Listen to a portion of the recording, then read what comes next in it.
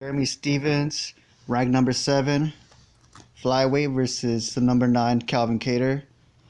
Stephans has a 28-17 record. Kattar has a 20-4 record. Now, if I have to be honest with you here, I've seen Jeremy Stephans for a long ass time in the UFC. He's been there for quite a while. Kattar, I'm not too well familiar with, but check this out. Stephans has a 68% win record, while Kattar has a 50% win record ratio. 7% submissions for Stephans, 10% submission win for Kattar, 25% decision wins for Stephans, and 40% win by decision for Kattar. Now, he even has some power. Kattar, like I said, I haven't really seen too much work of him. The only fight I seen of him was with what's his last fight with Zabit, who I think is a beast and is a real threat to the featherweight division. And the significant strikes percentage isn't all that impressive, as they both have about 41%.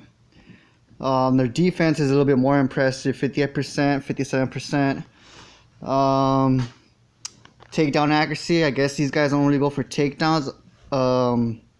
They just like to stand on the feet, with 38% for Stephans and 33% for Kattar. But their takedown defense is pretty good, so which does tell me that they like to stand and bang, or at least stay on the feet, with 65% takedown defense for Stephans, 77% for Calvin Kattar.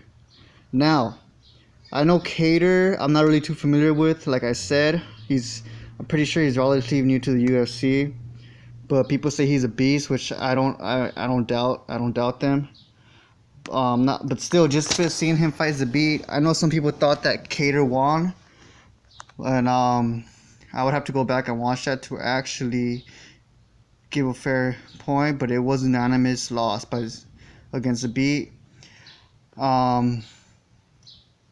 That's actually from Jeremy Stephans. Excuse me.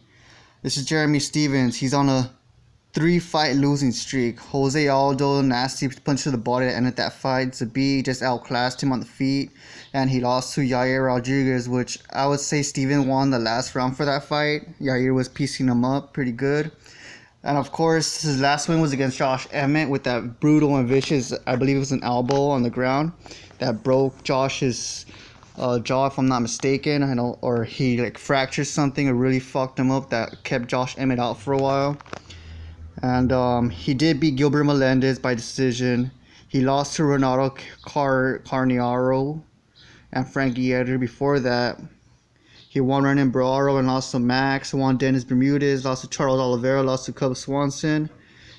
He lost to Yves Edwards, Donald Cerrone, Anthony Pettis. So I think if there's a pattern here, Jeremy Stephans, he's not the most technical fighter out there.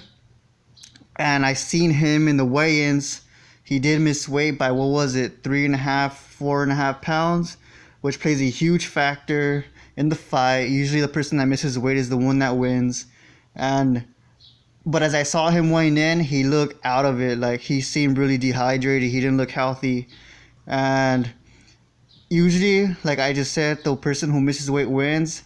I was really pulling for Jeremy Stephans to win, but after seeing that weigh-in, after I seen him in the weigh-ins trying to make weight, like I said, he did not look too good. So I'm going to have to go, although I don't know much about Calvin Kattar, I'm going to have to go Calvin Kattar by decision.